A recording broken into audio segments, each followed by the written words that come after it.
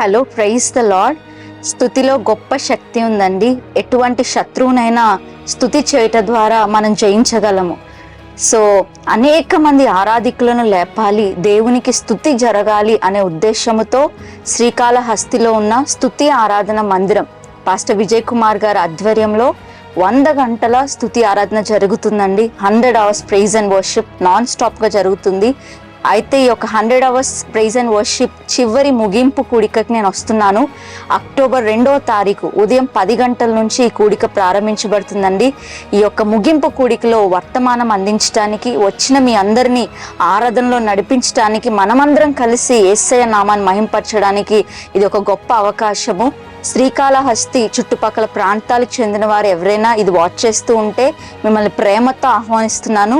October 2వ తారీఖు ఉదయం 10 గంటల నుంచి ఈ కూడిక ప్రారంభించబడుతుందండి.